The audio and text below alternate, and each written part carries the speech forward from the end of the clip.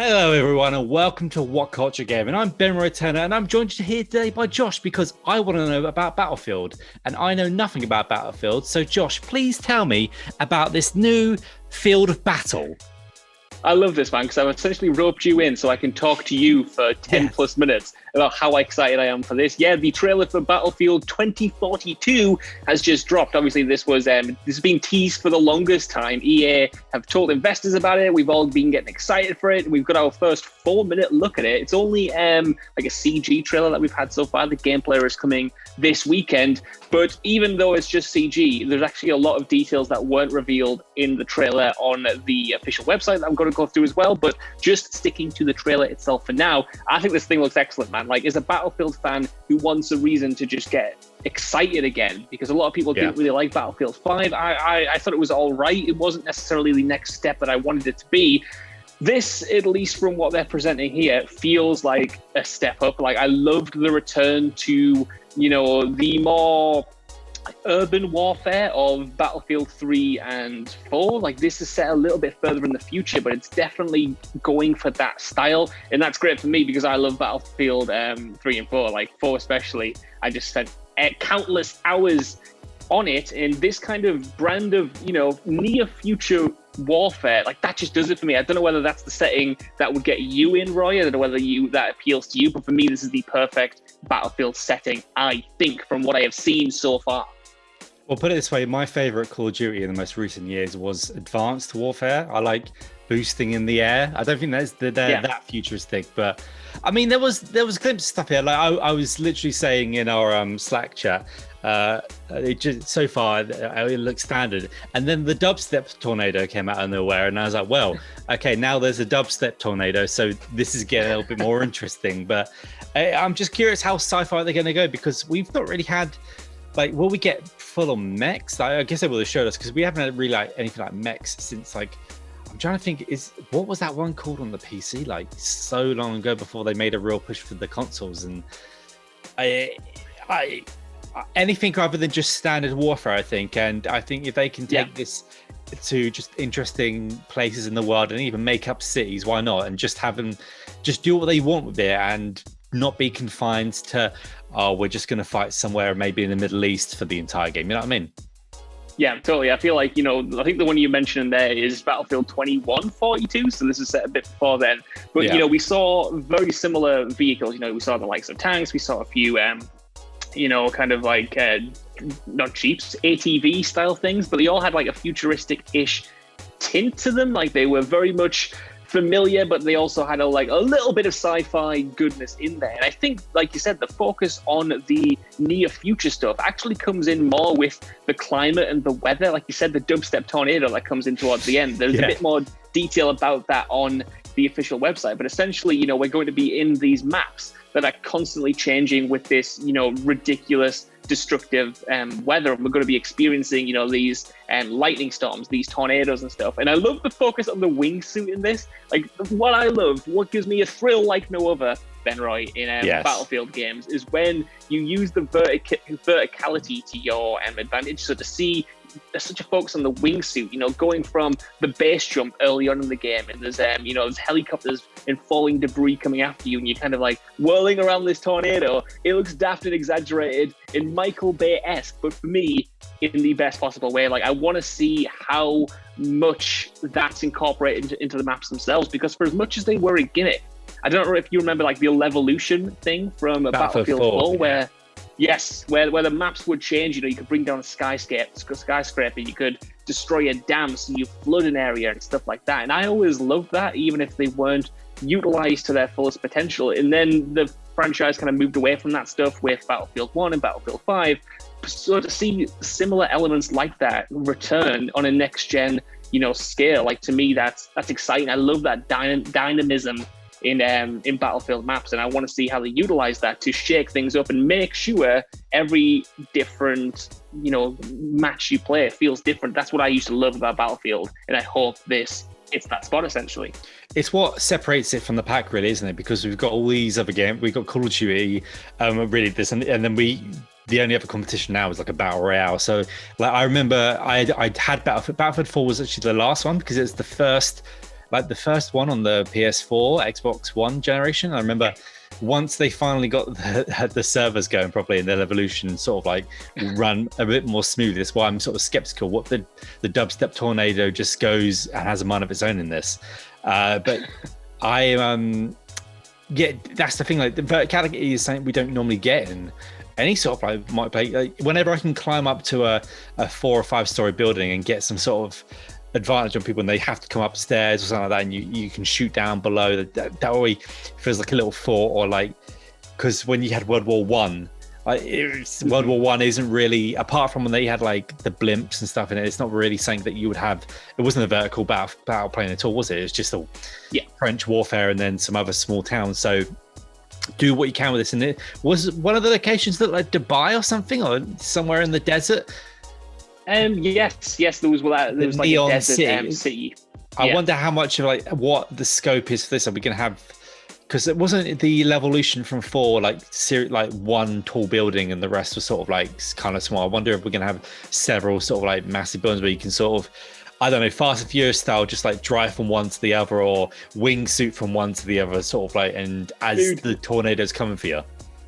It's funny that you mentioned Fast and Furious, because there's a genuine Fast and Furious bit in this when they're on the skyscraper and the helicopter's kind of mowing everyone down, and someone launches one of those little ATVs like off the side of it and just smashes into it. Yeah. I feel like Battlefield 4 definitely had that verticality across the board. While there was only that one skyscraper you could bring down, there were a lot of other elevated buildings that you could get into, get on the roof, have firefights up there, snipe from above. And I always appreciated that stuff. So to see a lot of urban, like big cities here mixed with the kind of more wilderness aspects, you know, like the rolling deserts, and we saw like a big ice scape and stuff. Like for me, that is a dream come true, and I love the focus on, you know, just that level of detail. And I hope they manage to transfer that to next gen. But it was also confirmed that this is coming to PlayStation 4 and Xbox One as well. I wonder whether they're going to be completely different versions of the game, or which game modes are going to cross over. They did, like I said at the beginning, announce a few more details on the website. The overall description of the game reads, quote, "Battlefield changing before your eyes, a cutting-edge arsenal at your disposal, the grand return of all-out warfare. Adapt and overcome in massive scale 128-player battles where dynamic storms, environmental hazards, total combat freedom, and Battlefield's signature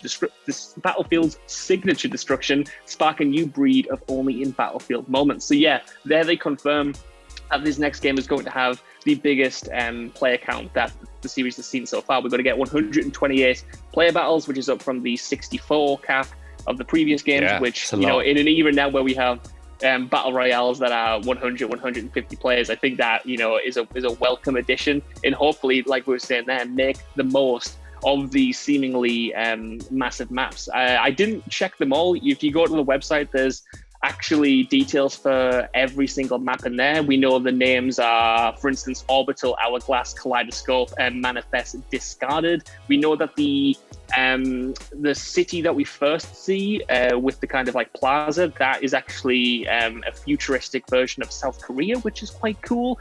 And they actually announced on the website, which I don't think was in the trailer, that the release date is October 22nd, 2021. The first gameplay reveal is coming this weekend at E3, like I said, but also there's a hidden gameplay feature on the website that's apparently going to be revealed on July 22nd, which apparently is something to do with Battlefield history. Don't have any idea what that is. But Ben Roy, there was also something else they mentioned on the website, and that is how it's going to work as a live service, which, you know, is the least sexiest thing they probably could have said. But they have at least laid it out all on the table. They said that there's going to be a heavy focus on live service elements, because of course there is. That's what all FPS shooters have right now. But they said that they're going to be doing different seasons, which again isn't really too much of a surprise, but these seasons are going to last for 3 months. You're going to have your standard stuff like battle passes, which you can pay for or you don't have to pay for,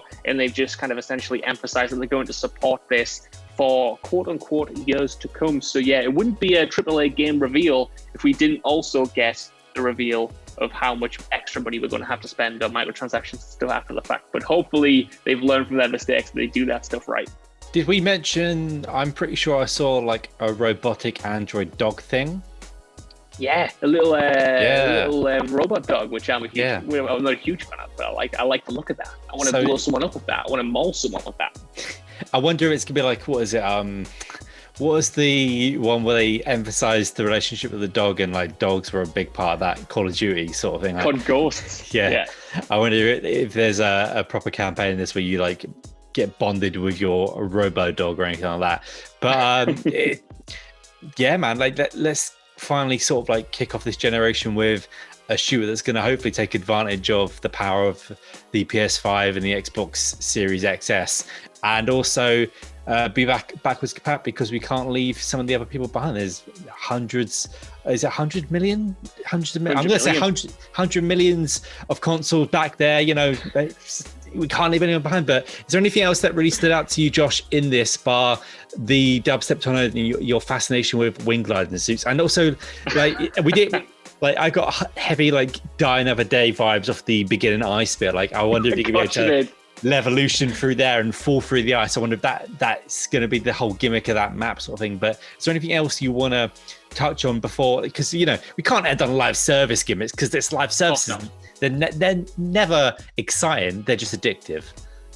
First off, I'm sure you're the only person in this plane of existence who's going to draw a comparison between this trailer and Die Another Day. But yeah, there were a few things that stuck out that I want to quickly shout out.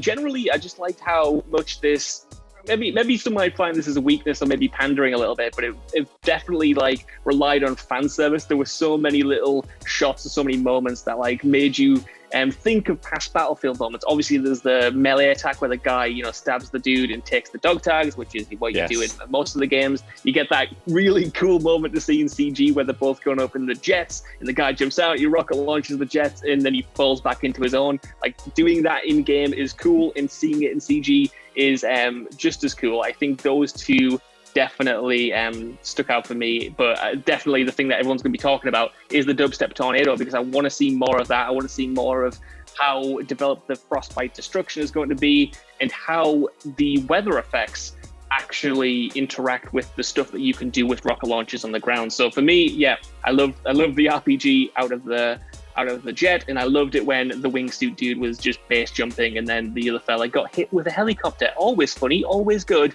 And I think, you know, I can't imagine Battlefield fans getting annoyed at this. Maybe they have. I haven't gauged the internet reaction. We've just come on straight to do this, so I'm excited to see how other people found it.